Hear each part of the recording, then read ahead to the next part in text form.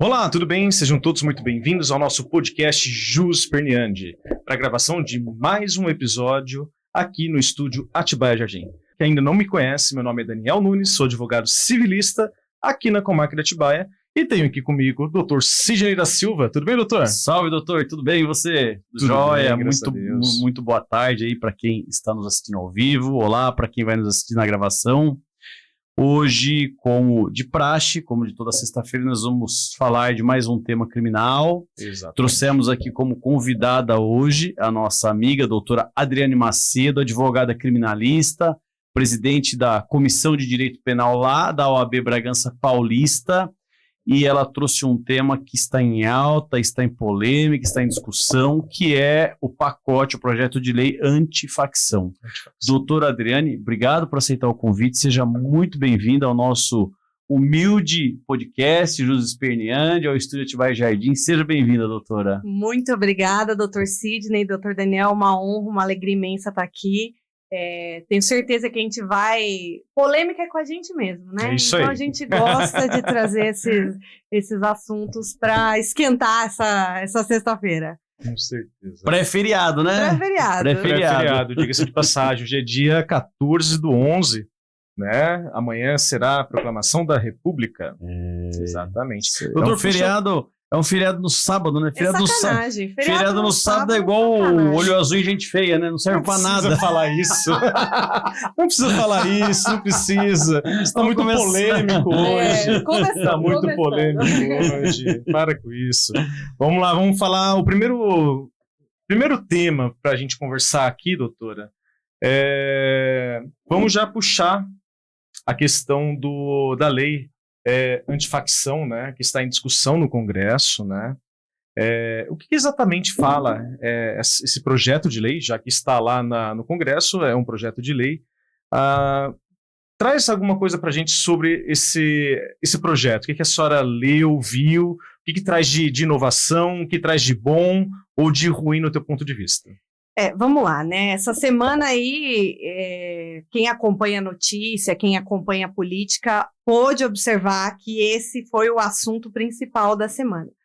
Há um projeto que foi proposto pelo governo do presidente Lula, visando endurecimento de penas, reestruturação da investigação, uma série de medidas com a finalidade de combater as facções criminosas. Quando chega o projeto no Congresso, o Congresso faz algumas modificações e a grande questão da semana aí foi a equiparação da organização criminosa ao crime de terrorismo. Então foi isso que veio à tona, e aí a gente viu o Ministério Público se manifestando, as polícias se manifestando. Foi um verdadeiro reboliço que aconteceu aí no ambiente criminal, vamos dizer assim, essa semana, porque está todo mundo apreensivo, observando, prestando atenção em como isso vai ficar, como é que vai ficar essa lei, como é que isso vai passar. Uma coisa que eu tenho dito já desde o começo da semana, doutor Sidney, é que o direito penal é ciência. Não dá para fazer na calada da noite, não dá para fazer sem ouvir as autoridades no assunto, não dá para você querer entregar para a sociedade, né? E aí a gente vai falar disso também daqui a pouquinho. Não dá para querer entregar para a sociedade uma resposta rápida para um problema que é antigo. O grande problema é que o deputado, em primeiro lugar, não é obrigado a ter uma formação para ser um deputado, né? O legislador. Já pega por aí. Segundo, formação jurídica, né? Segundo, ele não é obrigado a consultar nenhum profissional para poder fazer um projeto-lei. Outro grande problema, né? Inclusive, quando eu fiz faculdade, teve um trabalho em direito administrativo que era para falar sobre esse assunto e eu fiz um trabalho justamente voltado para esse tema. E aí que causa essas polêmicas. Quando sobe um projeto, é óbvio que vai mexer com quem está inserido no sistema e que entende de lei, né? Exato. E aí vai mexer com todos os atores do mundo jurídico. Do processo penal, né? Desde a delegacia até os tribunais. Né? Então, o que eu pude observar é que existe uma pressa muito movida pela questão política. O combustível desse assunto é político, né? A gente teve, vamos falar também, aquela grande operação lá no Rio de Janeiro, que foi o que esquentou a conversa. Então, a gente vê a política se movimentando para entregar uma resposta à sociedade em relação a esse assunto. Isso é uma coisa que irrita muito, né? O legislador, ele surfa na onda do momento, né? Exato. Não pega um projeto de relevante interesse social que tá lá, sei lá, desde 2021 e traz ele para votar e vamos discutir isso aqui. Não, ele pega o que tá em evidência, né? Alta, Ainda mais estamos em pré-ano de campanha, né? Ano que vem é Exato. campanha, ano que vem é ano que os caras vão e eles surfam nessa onda aí. A questão da segurança pública, vamos chamar assim, né? Já está há algum tempo sendo alvo dessa movimentação política. Os especialistas, eu gosto muito de política, eu acordo acompanhando notícia e vou dormir acompanhando notícia. Então, os especialistas têm dito que o tema do ano que vem, das eleições do ano que vem, é segurança pública. Então, é preciso observar com cautela como é que as coisas serão conduzidas, porque é o nosso trabalho, a gente trabalha com isso. Para a gente isso é uma ciência, não é só uma questão política. Modificar a lei para combater as facções, eu não sou contrária. Eu acho que as organizações criminosas, elas se organizaram mais que o Estado. Muito. Se você pegar de 20 anos para cá, as organizações, sim, evoluíram muito. A nossa capacidade de investigação...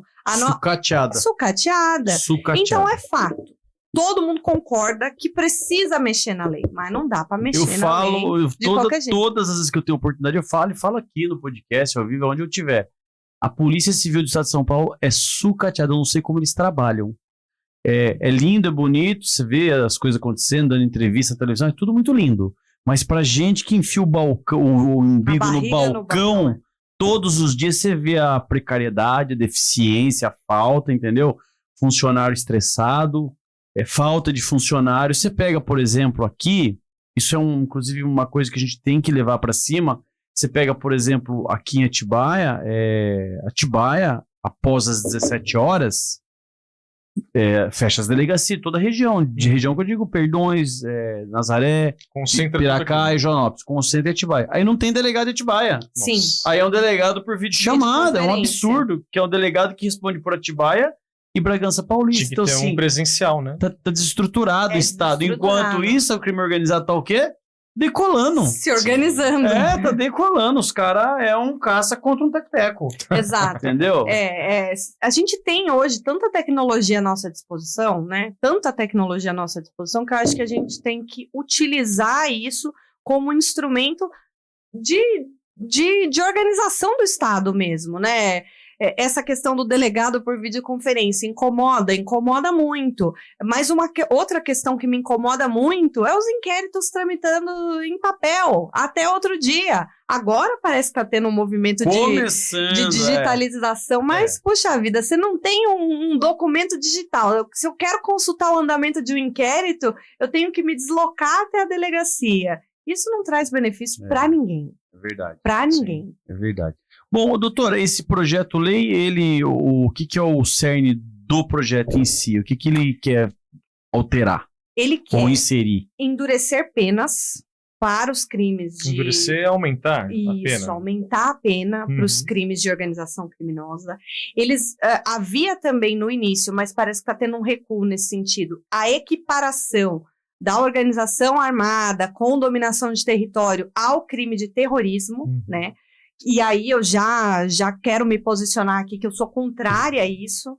Eu não acho que equiparar uma coisa a outra vai resolver o problema. Não é isso que vai resolver. Eu até vi uma analogia essa semana, eu falei, isso é perfeito. Não é porque água sanitária e água mineral tem água no nome que as duas você pode beber, né? Excelente. Não é dessa forma. Excelente. O crime organizado, a organização, né? A organização criminosa equiparada ao terrorismo, ela não traz nenhum benefício para a sociedade, né? Se você quer endurecer a pena, ok, vamos discutir, vamos entender, vamos criar critérios objetivos para você enquadrar. Enxugar gelo, né? Exato. É enxugar gelo. Exato. Eu vi uma reportagem na Jovem Pan que a crítica dessa lei é que se equiparar a organização criminosa ao terrorismo, você estaria rebaixando o terrorismo. Isso, exato. né? Ou exato. seja, um Tá crime... baixando a régua.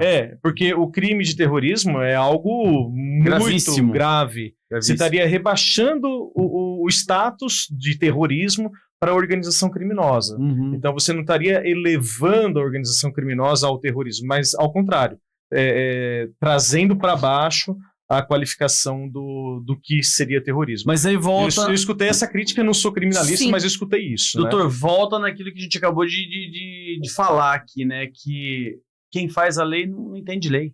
Exato. Entendeu? Exato. E ainda mais fazer a lei no calor Do da momento. Você viu a discussão, questão lá daquela menina da Maris Vitória, que morreu Sim. lá no... Ficou 6 anos. 6 anos de preventiva. 6 anos né? de preventiva. E aí foi absolvida no tribunal do júri. E aí? Exato. Mas quem que devolve a vida? quem faz a devolve. lei é o político. Esse que é o Aí problema. agora teve alteração na questão da prisão preventiva, Sim, né? sim. Então tem... Inclusive hoje eu peguei uma decisão de um juiz lá de Bragança Paulista, do processo que eu tenho lá de homicídio, que o Ministério Público, mas fez uma fundamentação para reiterar a prisão preventiva que eu nunca tinha visto na minha vida, cara. Nunca tinha visto o Ministério Público fazer aquilo. Porque a prisão deve ser a exceção, falou né? do convencimento, falou de tudo que tinha que ser falado. Uhum. Mas assim, agora que teve uma pessoa que morreu, e aí os deputados aí no calor do momento fizeram alteração, fizeram um clamor, né? E é isso que eu acho que é ruim para nossa sociedade. Super. Surfar na onda do momento. Surfar na onda do momento, você não extrai nada de proveitoso disso. Eu concordo que o momento é agora. Eu concordo que precisa modificar essa lei. Eu concordo que a sociedade espera isso, tanto que a gente vê pelo índice de aprovação dessas operações gigantes que vem acontecendo. A sociedade aprova, a sociedade quer o endurecimento, quer enfrentamento, a sociedade quer ver esse problema minimamente mais resolvido. Mas equiparando, né, a organização ao terrorismo, não é o que vai resolver, não vai resolver o problema. A nossa lei de terrorismo, ela foi criada no contexto das Olimpíadas. O Brasil não é um país que é alvo de terrorismo. Não então mesmo. A nossa legislação de terrorismo é uma legislação, vamos chamar para inglês ver? Branda. A gente tem uma legislação antiterrorismo aqui no Brasil. Mas não aplica, porque não se encontra, né? Eu não sei, você conhece alguém que está preso por Não. algum artigo da lei antiterrorismo no Não. Brasil? É muito difícil, é muito raro. Agora, as organizações criminosas, elas existem. É uma realidade do Brasil. Elas são um problema grande. Fortíssimo. Você pegar esse problema e querer enxertar ele numa legislação tão diminuta, tão enxutinha que é a legislação antiterrorismo, me parece um equívoco grande. Eu tinha um amigo que dizia assim, é o bom querendo ficar ótimo e fica uma bosta. Nossa. Meu Deus Assim, do céu. É o bom querendo ficar ótimo e fica uma merda. Pode ser. Doutora, você viu com um tópico a gente vai longe, né? Vai longe, né? Você avança. A gente precisa partir para o próximo. Por que esse projeto mobilizou tanto o debate público, especialmente depois das operações recentes no Rio de Janeiro e em São Paulo?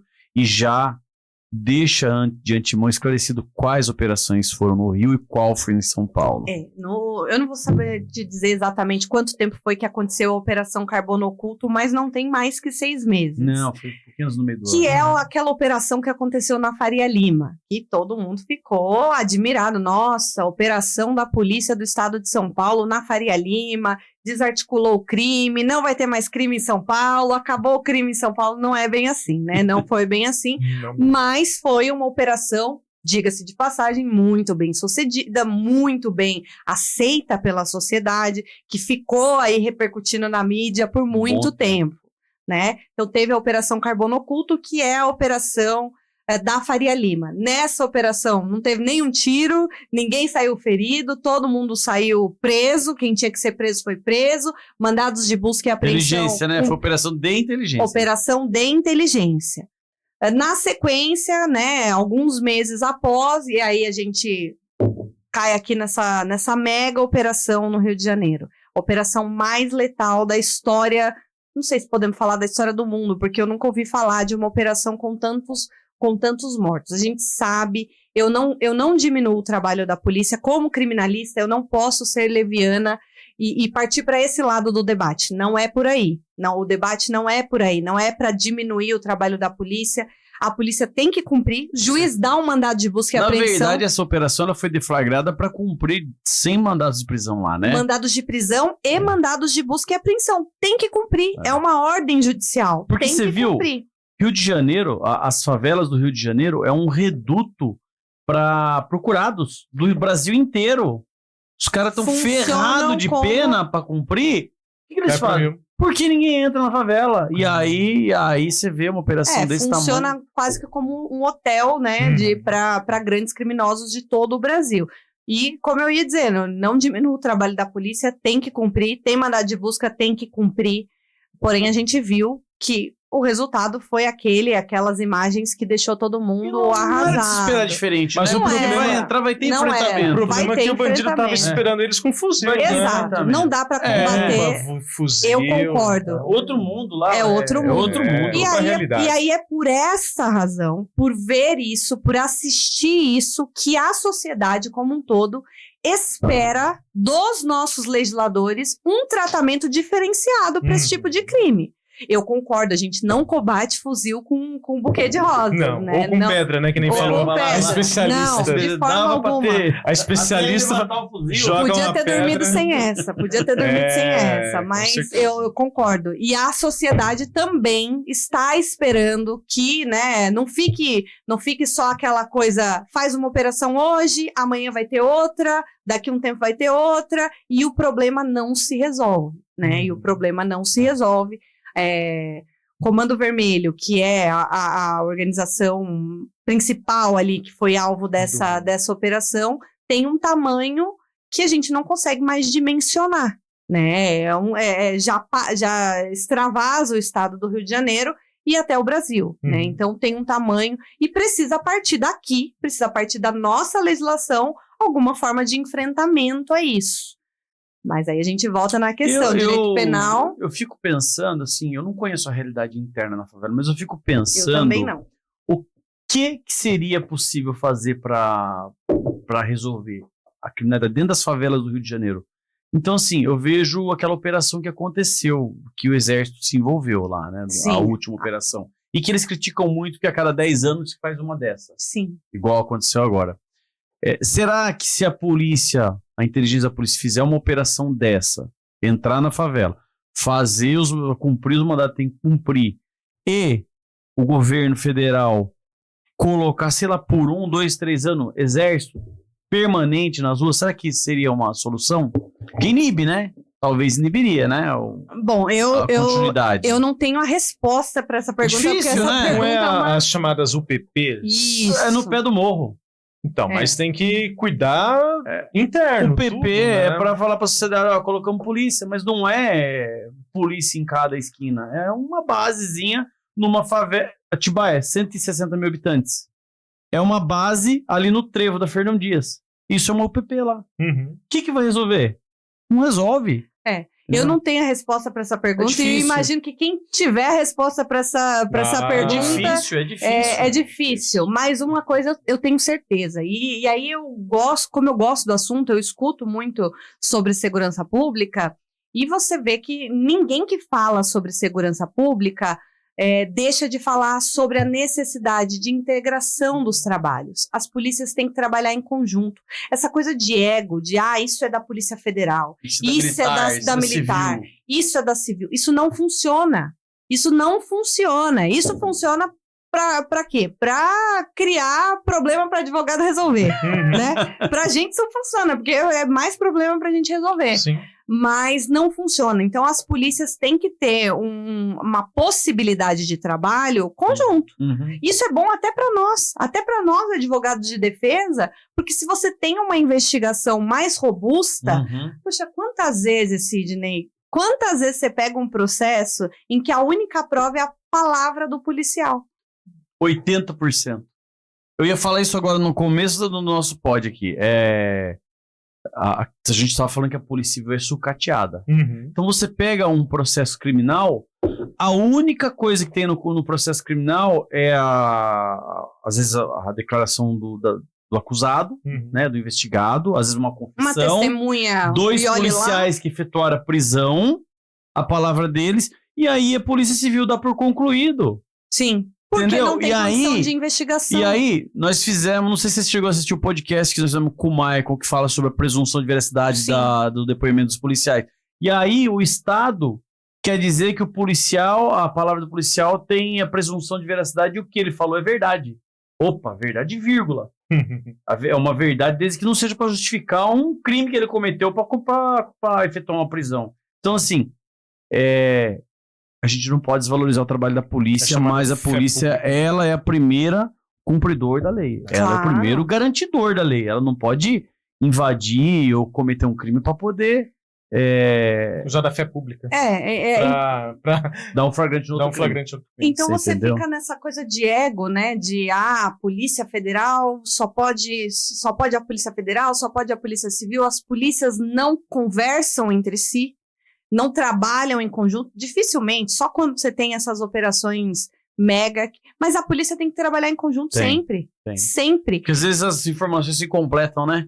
A base de dados, isso é muito importante. A gente aqui no município de Atibaia, aqui eu vejo o trabalho, tem chama Gabinete de Gestão Integrada, GGI. Sim, em Bragança tem um GGI também. aqui. Polícia Rodoviária Federal, isso, Civil, a integração de todas Guarda as Municipal, polícias. Polícia Militar. Você vê as reuniões lá, vai até juiz, promotor, policiais e todas as... Eu acho que se fosse em nível nacional...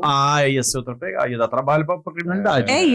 É isso, porque você tem uma integração, você tem um esforço conjunto, você tem um esforço direcionado, né? Não é aquela coisa... E aí, mais uma vez, eu repito, não é menosprezando o trabalho da polícia de forma alguma, mas você pega uma pequena delegacia... Filme, maribondo! Atrapalhar meu negócio, maribondo! Ô, maribondo! Vai guinchar meu cliente, maribondo! Entendeu? Aí uma polícia atrapalha a outra.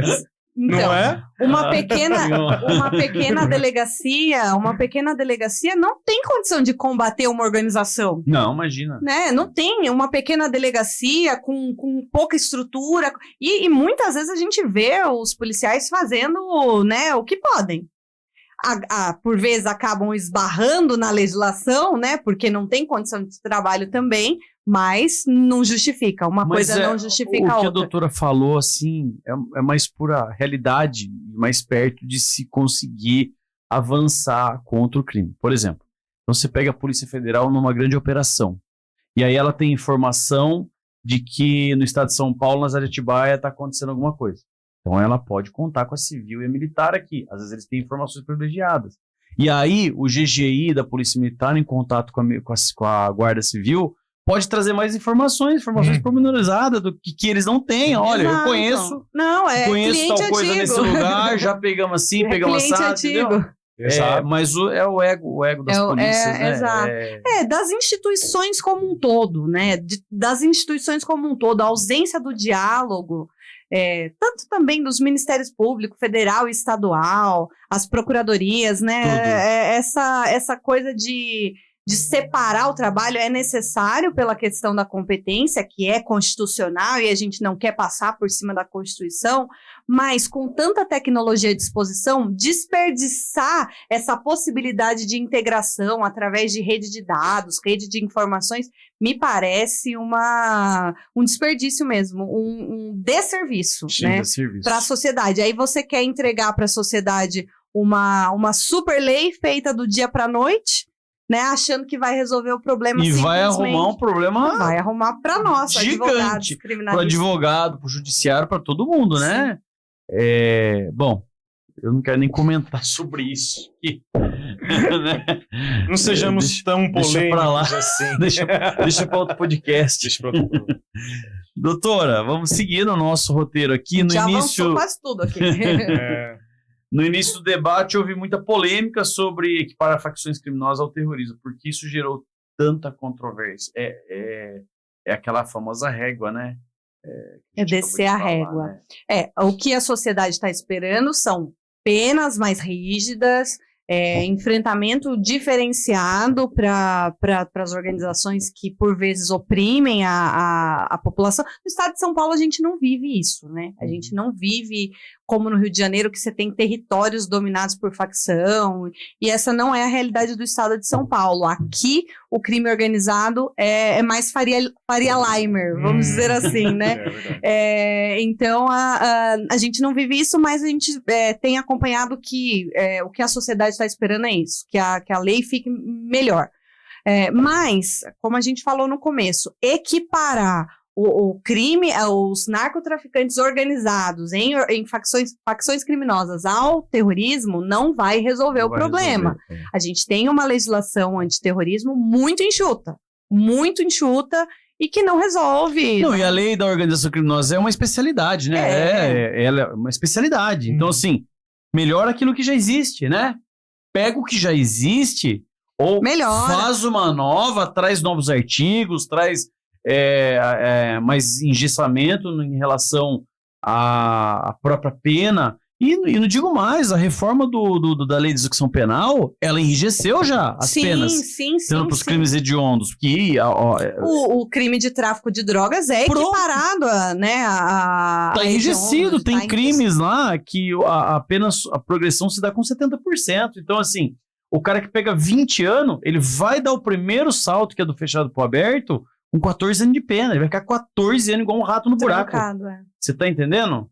Então, mas aí o doutor tá falando sobre a execução da pena. Que tá refletindo nas organizações, tá refletindo no Mas o que a sociedade está querendo é que a pena para ser arbitrada seja maior.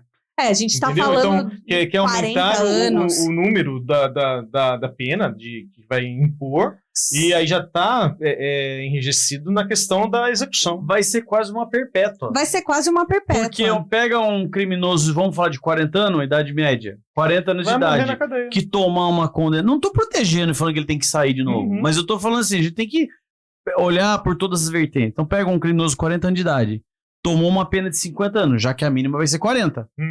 E aí ele vai progredir com 70%. 7 vezes 5, ele vai ficar 35 anos preso. Esse endurecimento... Você entendeu? Vai resolver? Não vai resolver porque o sistema se autoalimenta, né? Ele se autoalimenta de outras pessoas o encarceramento pelo encarceramento não resolve o problema. Nada, cara. Quanto tempo faz que a gente tá aumentando pena para tráfico, para organização? E não resolve nada, o negócio só cresce. Você pega aqui, ó, eu abro aqui agora ao vivo, o CDP de Jundiaí. Capacidade, 1.200. Tem 2.500 pessoas lá dentro.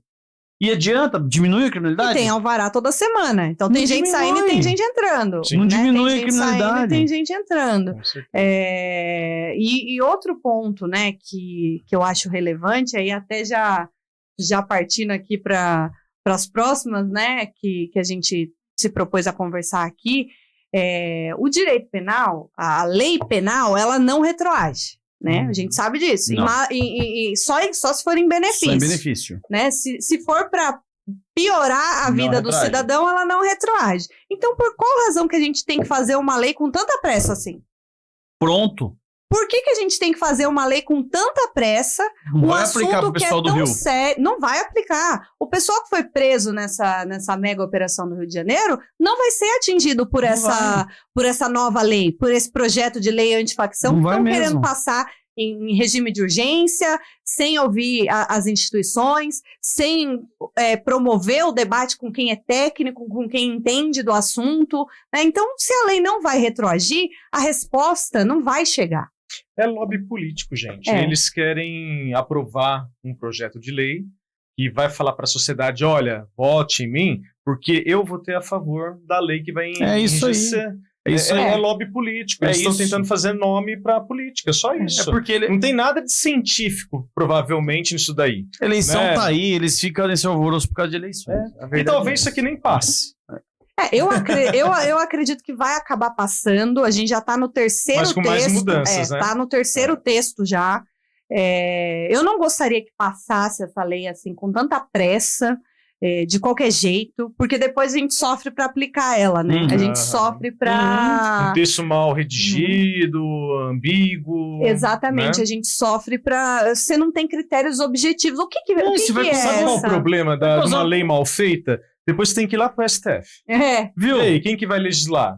Vai virar uma confusão jurídica isso aí, vai virar uma confusão jurídica. Entendeu? O dia que precisar usar a lei de terrorismo, Não vai usar ali de organização, vai virar uma confusão jurídica isso aí. Exato. Exato. Você entendeu? Você diminui, você deixa o debate menor, né? Você deixa a coisa menor do que ela realmente é. Então, o fato é que a gente não tem muitos dados, né? Estatística, por exemplo. A gente tem uma lei de terrorismo, que foi por causa das Olimpíadas. Das Olimpíadas, né? exatamente. Mas a pergunta que eu faço é, ok, quantos ataques terroristas nós tivemos? Né? Qual é o número que nós temos? Eu não sei de nenhuma na história. É uma outra coisa que a gente está vendo aí, um aumento do problema de Israel com a Palestina e tal, e a gente vê algumas pessoas pró-Palestina, pró-Israel e tal. Aí eu pergunto, existe grupos terroristas ligados a essas pessoas lá no Oriente, no Brasil? Há alguma coisa, há algum estudo? Né? Existe alguma inteligência da polícia, do exército, Polícia Federal, que está acompanhando isso de perto? A gente não tem notícia. Não há. O que tem, que eu já vi várias entrevistas, são civis brasileiros trabalhando no exército, por exemplo, da Ucrânia lá, lutando na guerra da Ucrânia, como um soldado do exército. Sim. Isso eu vi. Da mesma forma, soldados de outros países. O problema é você ter alguns brasileiros que são ligados à Palestina e quererem montar, como eles montaram lá, que é equiparado a terrorismo e tal, grupos islâmicos dentro do Brasil com o propósito de fazer o que eles fazem lá. Ataques terroristas, porque quem não é da religião deles, eles vão atacar. Sei. Aqui os ataques terroristas acontecem com Então, a gente não sabe. Agora eu me lembrei, Sim, eu me lembrei daquele episódio que a gente teve recentemente de uma pessoa na esplanada. Teve com fogo de artifício. Ele se matou, né? Isso, foi uma auto-execução, na verdade não era um terrorista, né? A gente teve sim. Tivemos um terrorista. lá, infelizmente. Mas o fato é que, assim, a gente não tem problemas, mas não ter legislação para isso também é ruim. Sim. Porque hoje o mundo é globalizado. É verdade. Né? Para que um terrorista chegue no Brasil, ele pega um avião aonde quer que ele esteja, ele vem. Doutora, deixa eu te falar uma outra coisa. Houve também discussão sobre o papel da Polícia Federal nesse projeto e o que estava em risco e como ficou essa questão depois do parecer. Então, a questão da Polícia Federal é o seguinte...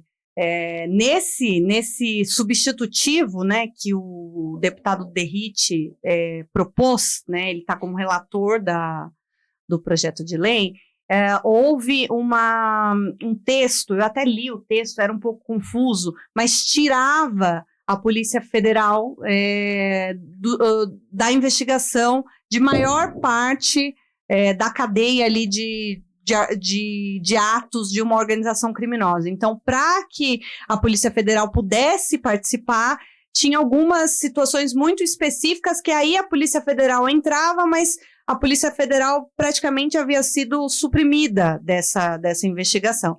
Aí teve um barulho imenso, um barulho gigantesco, a Polícia Federal, até porque tem competência constitucional, né, para investigação. Não só nas questões de organização, mas em toda questão que envolver mais de um estado, que tiver uma proporção maior, é competência constitucional. Olha que curioso, eu não tinha nem pensado por esse lado. Olha que curioso. Se sobe o projeto de lei equiparando a organização ao terrorismo, quem investiga é justamente a União, não é? Não são os estados. Exato, sim. Exato. E aí? Mas a lei Federal, era né? bagunçada. E aí? Esse projeto estava bagunçado, né? O substitutivo do projeto, porque o projeto original não previa isso. O que previa essa supressão da Polícia Federal foi o substitutivo do projeto. Então, teve muita movimentação. As polícias, na verdade, estão revoltadas com essa possibilidade disso passar. Já houve um recuo, me parece que isso não vai avançar, né? Me parece que não vai ficar dessa forma, a gente ainda está observando e acompanhando para ver como é que vai ficar. Até depois que passar a lei, a gente pode marcar um outro podcast para comentar, para botar defeito, né? Porque certamente... Vai criticar, né? Nós somos bons em criticar. Mas se tiver coisa boa, a gente fala também, né? Não, Se vamos tiver... Se só tiver as coisa críticas. boa, a gente pode falar também, mas me parece que teve um recuo aí, não me parece que não vai tirar a Polícia Federal.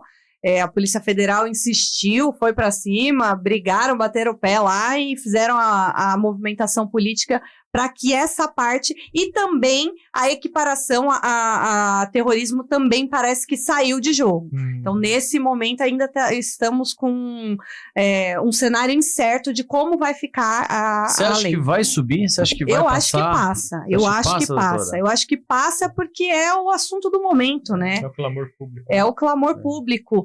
Eu acompanhei na semana passada as pesquisas que saíram relacionadas às operações. Então, o índice de aprovação da população para a mega operação no Rio de Janeiro, e especialmente a população que reside nesses locais, é gigantesco. Né? Então, você tem um índice de aprovação. E aí, às vésperas de eleição, quem não quer agradar? Quem não quer agradar a população? Todo mundo quer ser o pai da criança, né? Todo mundo quer levar o nome de pai da criança. Todo mundo quer botar um pitaco nesse projeto de lei e falar, eu tenho o dedo ali. Toda legislação penal, seja Código Penal, seja as legislações especiais, Código de Processo Penal, é um asfalto de 30 anos. Depois que passou o esgoto e a água. Entendeu? Todo cheio de remendo. Todo cheio de remendo. Ninguém tem coragem de abraçar a causa por 3, 4 anos, igual fizeram com o CPC, e falar, viu, vamos reformular tudo, porque o tempo passa, a tecnologia muda as coisas, muda as pessoas, muda o mundo. A sociedade. E a legislação penal, ela tá atrasada, ela tá cheia de remendo. E é uma merda. Civil, é horrível isso. O Código Civil, o doutor civilista, o Código Civil já está novamente em debate para uma nova reforma. Na verdade, e o quando o Código Civil é um jovenzinho. Mas olha só, mas quando o Código Civil entrou em vigor, o projeto já estava ultrapassado. Entendeu? Sim. Então, até a aprovação. A gente está falando de Código Civil. O né? Código Civil. Código Civil. O novo Código Civil é de 2012. 2002. 2002. Código de 2002, Civil. Código Civil. Mas o CPC é 15, né? 15. Então, o Código Civil, quando ele entrou em vigor, o que acontece? A realidade brasileira, quando a gente fala de casamento, mudou muita coisa, porque o contexto do projeto de lei, ele está de 10 anos da aprovação. O contexto, quando se começou a discutir o projeto de lei, os artigos, então quando ele entrou, ele já estava defasado. Isso a gente está falando do Código Civil. Sim. Né? Que é o que é objeto de reforma. O Código de Processo Civil tem um monte de emendas, um monte mas não é objeto de reforma. O Código de Processo Civil, não. O Quando Código ele Civil, sim. já tinha 10 anos que teria... De defasagem. Ou seja, eu comprei um carro e falei, nossa, o novo tem um CarPlay, véio, isso aqui é o 2015. Mais ou menos isso. Quando eles estavam falando no pendrive ainda. Quando se estava se discutindo sobre herdeiro, casamento, união estável, já estava ultrapassado. Sim. Porque o STF teve que falar sobre a união estável, equiparação da união estável ao casamento, as multifamílias, que hoje o STF, STJ, veem como família, como unidade familiar. O Código Civil não vê. Sim. Né? Então a gente tem uma legislação que está ultrapassada, que hoje é um objeto de estudo para uma reforma. Aí eu te falo, o Código Penal, de que ano que ele é? 1940. 1940. Então, mas olha só o quanto a sociedade o Código andou, Penal, o código ele aconteceu alguma coisa lá, tem uma mensagem lá. Não, é a bateria. Ah, tá. O Código Penal, ele existe lá os crimes previstos nele, mas a gente tem muitas legislações esparsas. Ele é uma legislações especiais. E ele é uma coxa de retalhos, né? O Código Penal é todo retalhado. É o asfalto de 30 anos. Exato. É igual a CLT, né? A consolidação das leis. Mas a própria CLT teve uma reforma em 2015 também, né? Não, mas grande é o que o Código Penal precisa. Eu acredito nisso. Vamos rever tudo. Vamos sentar aqui, vamos melhorar, ouvir. Vamos olhar. Uma coisa que eu defendo muito, eu até já conversei disso com o Dr. Sidney, eu gosto muito dos observatórios de jurisprudência. Porque aí você entende, olhando a prática... Vou fazer uma parte. Claro, toda ao vivo. Eu toquei pra você. Vou te fazer um convite para integrar o Observatório Nacional da Advocacia Criminal. Já tá aceito. Eu te indico lá para o Observatório de Jurisprudência. Já está aceito. Coloco ao lado da minha amiga doutora Camila Moura. Já está mais que aceito. Eu gosto muito disso. Por qual razão? Observando a jurisprudência, analisando a forma como a jurisprudência vai mudando ao longo dos anos, você pode observar um padrão. Existe um padrão. Sim, Padrão de decisão. É isso. Um padrão de recurso. O que sobe? O que sobe mais? O que passa? O que não passa? É a jurimetria, né? Exato. Entender Então, na prática. Então, para mexer no Código Civil, no Código Penal, na lei antifacções, você tem que observar a jurisprudência. Doutora, deixa eu te contar um segredo. Conte. Nós estávamos tocando um processo e veio uma condenação atípica daquele juízo. E aí eu peguei e falei para o pessoal do escritório, falei, eu quero que você faça uma jurimetria, eu quero que você entre nessa vara e pegue todos os processos nesse mesmo artigo que ele julgou e veja se tem alguma condenação, porque a gente desconfiou que era meio que ela tinha uma perseguição com o advogado, juiz. Uma situação de exceção. Porque a parte era um advogado, sabe? Uhum. E, para nossa surpresa, era a única condenação alta daquele juízo, né, doutor? A única. Era a única condenação. Nós pegamos todas, fizemos um relatório e enfiamos no recurso. Isso. Né? Mas não podia, nós não falamos no contexto de que era perseguição, de que estava fora do padrão. Do padrão de decisão. Em relação à segurança jurídica daquela vara, entendeu? Levamos para cima nesse tópico. Nós estudamos todas as decisões daquele juízo. Tem que... A jurimetria, que você falou em jurimetria, eu lembrei desse caso, porque ele é recente. Exato. Embora o nosso sistema de justiça ele não seja pautado no costume, eu gosto muito de jurisprudência por isso. Demais. Você tem que ter segurança jurídica, né? Você tem que ter segurança jurídica. Então, qualquer alteração da lei que ignora a jurisprudência vai criar problema para resolver depois. Né? Vai criar problema para resolver depois. Então não vai solucionar tudo. A sociedade é dinâmica, a gente muda, o nosso comportamento muda. Com certeza. O crime é um fator social. Mas não pode ser flexível, né? Agora é assim, amanhã é de outro jeito, né? Tem que ter um padrão. Se mudar é porque a sociedade tá tendo uma nova tendência, né? Mas não, vamos dizer assim, não pode ter um tribunal de exceção. Sim. Não podemos fazer um tribunal de exceção. Tem que ser uma questão de cultura, né? Tem que ver qual é o uso e costume daquela região ou do nível nacional.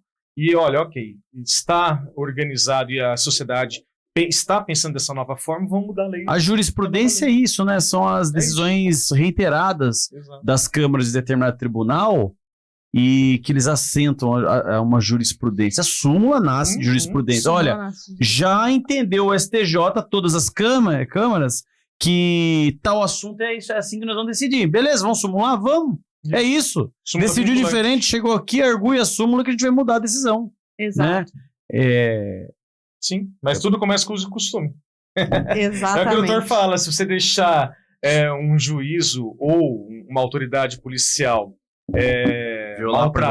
violar prerrogativa, isso vai cair em costume, uso e costume. Eu costumo falar muito isso, doutora, que quando um advogado pisa em determinada instituição e tem a sua prerrogativa violada e ele se cala, ele não está abrindo mão do direito dele, está abrindo mão do meu direito, do seu direito, do direito de dele. Amanhã porque reclamar. O outro vai pisar e vai acontecer a mesma coisa, o outro deixar falar que é normal. No terceiro... Aqui é assim. Aqui é assim, né? Virou costume, né? Aqui é assim.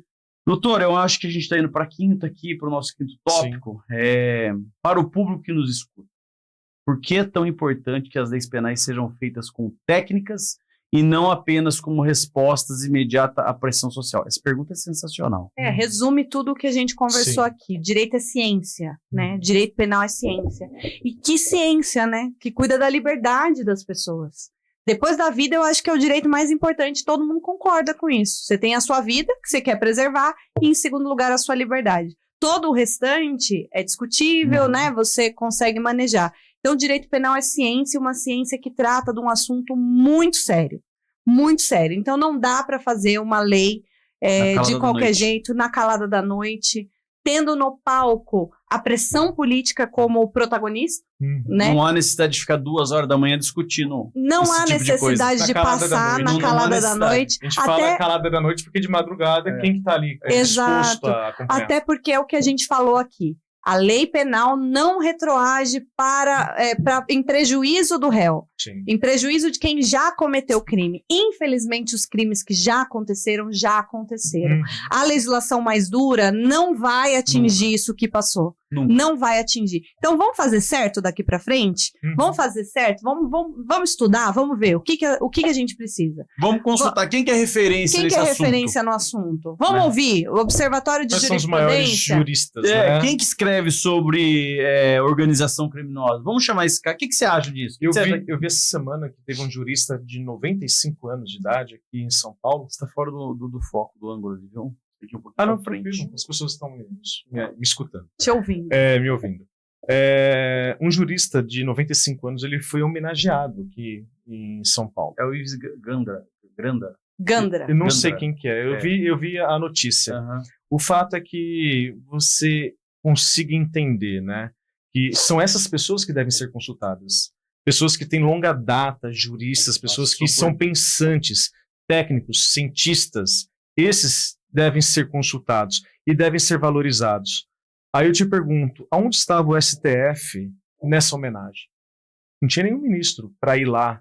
Não vamos. Você tá entendendo? Imagina. Então, assim, a minha crítica é o jurista, que é ele que tem que ser a pessoa consultada pelo legislativo para fazer a lei, ele é colocado de lado. Uhum.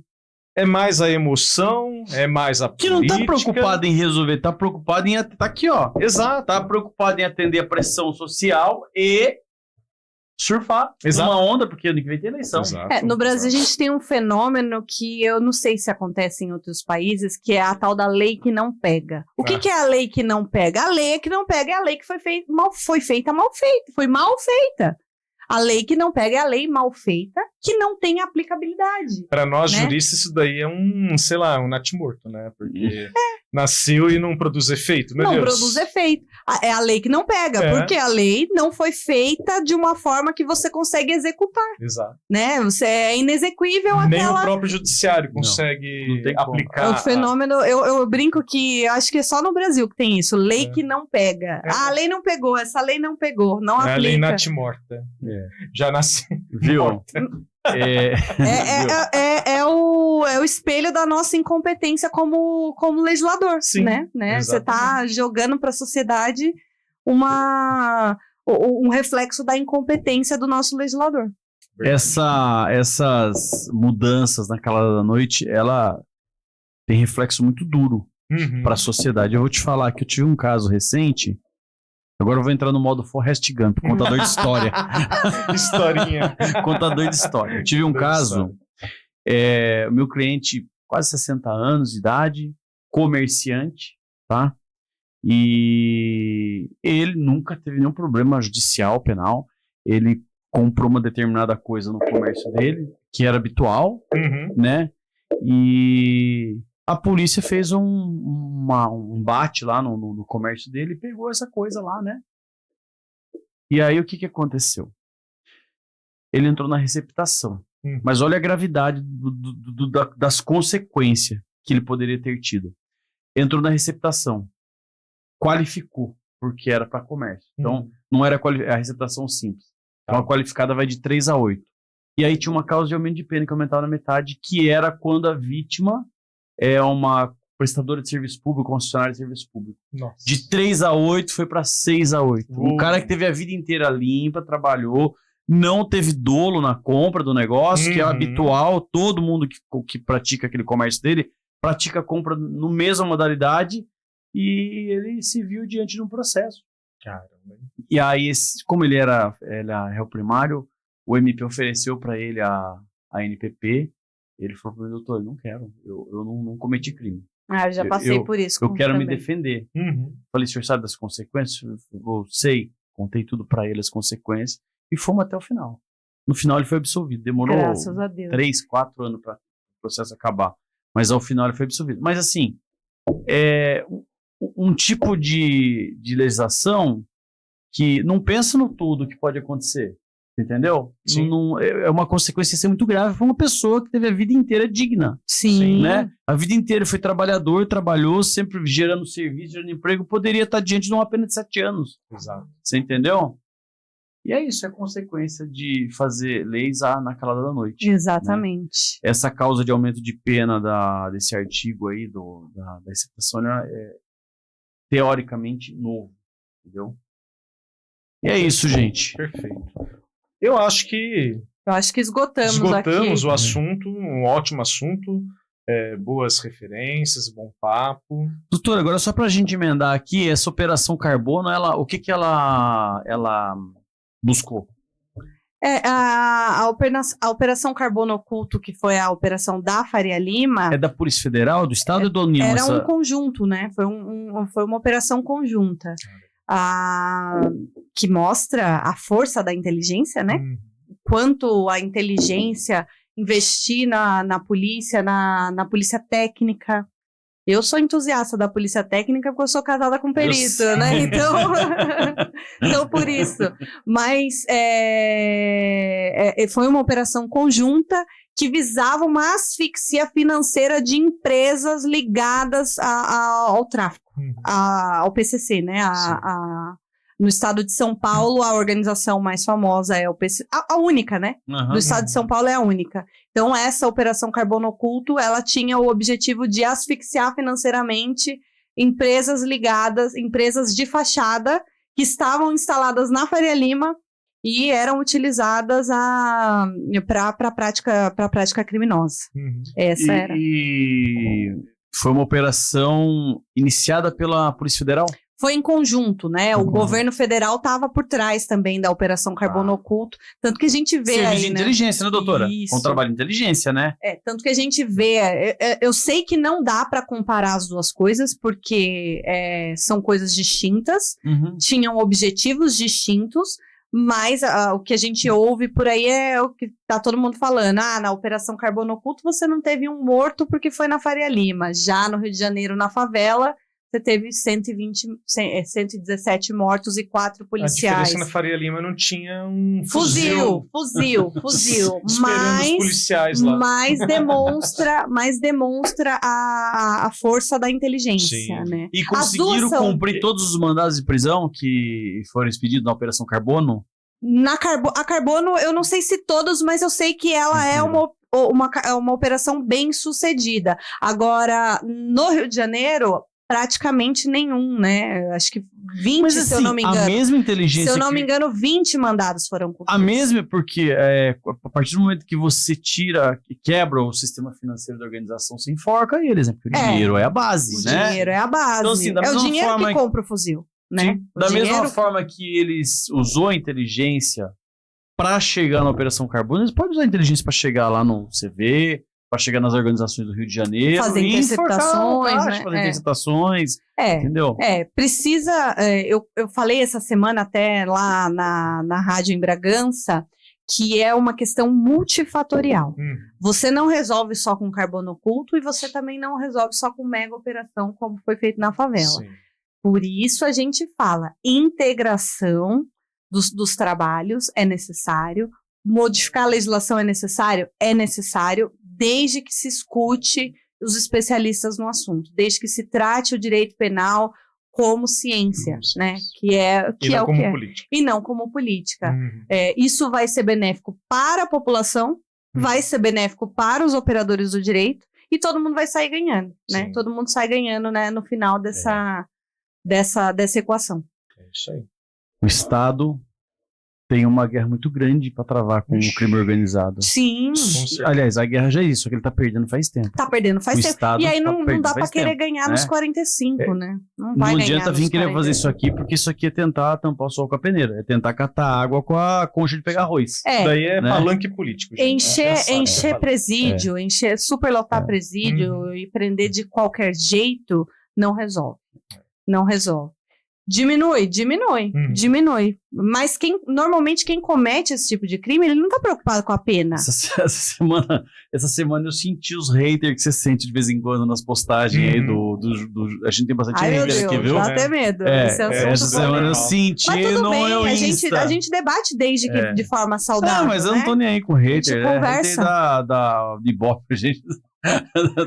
Comenta mais. Pode ser positivo ou negativo, energia. O importante é que o Instagram acha que o negócio tá bombando. E aí eu fiz uma postagem. Você chegou a ver uma postagem que eu falei bandido bom, bandido morto? Depende de qual bandido. Mas qual bandido nós estamos falando? Qual bandido a gente tá falando? Cara, mas eu fui fuzilado. Nossa.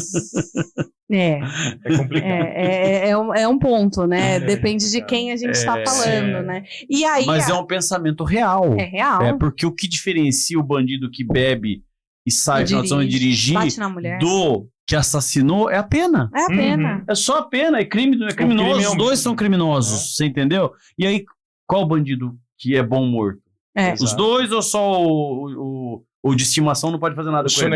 O sonegador de imposto tá tudo bem. Eu vi o teu vídeo. Você entendeu? O que vende o remedinho lá sem receita, esse é legal. O agiota que socorre o coleguinha de vez em quando, entendeu? Aquele atestado médico falsificado. Pois é, entendeu? O que diferencia um criminoso do outro, a minha opinião é essa e não tô nem aí.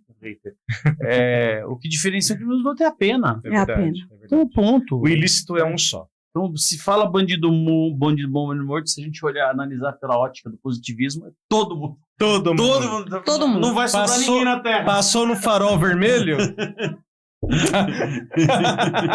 Você já tá aí. Doutora, beleza. Muito bom nosso podcast, viu? Eu te confesso que eu não estava a par, eu sabia que estava tramitando, eu não tinha lido nada sobre essa lei antifacção.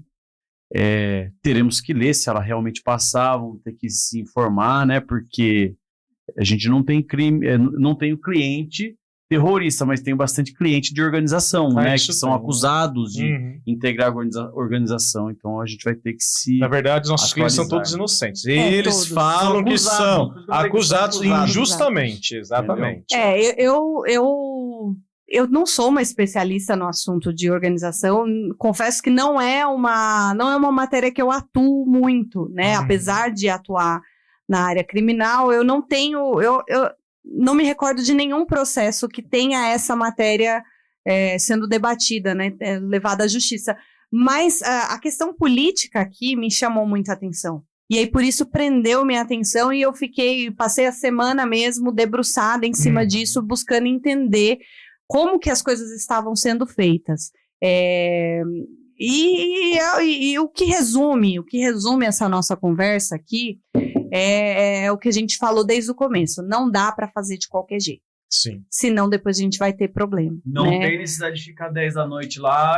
Lei penal não retroage malefício do réu. Então não vamos fazer lei de qualquer jeito, porque não vai resolver. E eu acrescento uma pimenta em cima da finalização da doutora. Fazer bem feito, para que a gente não leve isso lá para o STF, para que eles façam a interpretação da norma. Isso, exatamente. Porque aí a gente vai ter a vontade, a interpretação de um colegiado e não o reflexo de um pensamento, de uma vontade da sociedade. Porque, tecnicamente falando, o legislador ele representa os interesses da sociedade, da coletividade. Aí você levar isso a uma interpretação de um colegiado, não é a mesma coisa. Não. Né? Com todo respeito. Bom, é isso aí. É isso. Muito boa a nossa conversa. Muito boa. Depois que for aprovada essa lei, a gente vai ter que voltar para falar sobre as lacunas, sobre as técnicas de defesa, né? A gente não domina 100% o assunto, mas alguma coisa a gente tem para contribuir. A gente é criminalista, né? Claro. A gente lê, a gente sabe aí por onde começar a fazer alguma coisa, né? Exato. As nossas dores, pelo menos, a gente conhece. Onde o calo aperta aqui embaixo, a gente sabe, né? É isso aí. Exatamente. Doutora, muito obrigado por ter aceito o convite, por vir aqui nesse bate-papo com a gente aqui, por contribuir com o nosso podcast Jus Esperniandi. Eu adorei o nome, adorei. E é isso aí, doutor. Isso aí, doutora, muito obrigado. Final, né? Foi uma honra tê-la recebido a doutora aqui. Agregou muito conhecimento para a coletividade, para a nossa comunidade jurídica. Agradeço imensamente. É isso por hoje, então a gente podemos finalizar. Doutora, quiser deixar suas redes sociais, alguma mensagem Ai, meu final Deus, aí eu para nem o lembro a minha rede público? social, vamos ver. Eu agradeço muito, eu fico à disposição aqui para quando quiserem. Eu gostei muito de participar, nunca tinha participado de podcast, legal. mas eu tranquilo. achei sensacional o formato. Espero ter contribuído aqui com um pouquinho do que eu apurei aí ao longo da semana. E vamos seguir aí Vai falar ainda hoje? Vai, ainda hoje. Então tá bom. Então eu fico à disposição aqui para quando eu passar a lei a gente volta e aí conversamos novamente para ver se o que a gente está prevendo aqui vai acontecer ou se não, ou se a gente vai ter uma surpresa boa de ter uma legislação robusta, aplicável, né? Falando do que precisa ser falado, Exatamente. Né? Debatendo o Eu que precisa agradeço demais. E tô aqui disponível. Isso aí. Só chamar Show que eu de bola, volto. show de bola. E aí eu vou deixar um recado para você que ficou até aqui nesse podcast. Se ainda não é inscrito no canal, se inscreva no nosso canal. Manda o link desse podcast lá para o grupo dos amigos, da família. Vamos fazer com que esse podcast ele vá mais longe. E não se esqueça, você também consegue escutar o nosso podcast no Deezer e no Spotify. Beleza? Semana que vem tem mais, doutor? Semana que vem tem mais, é isso aí. Semana Isso que aí. vem eu estou no débito com o Jus Sperniandi, porque eu não fiz a agenda ainda do resto do ano. Verdade. Né? Eu vou fazer essa agenda aí, eu te passo, mas tem bastante gente querendo vir aqui. E eu vou providenciar essa agenda aí. Então não posso nem falar quem vem semana que vem. Fica tranquilo que isso daí é o de menos. Isso aí, pessoal. Obrigado. Gente, um abraço. Até mais. Até mais. Valeu.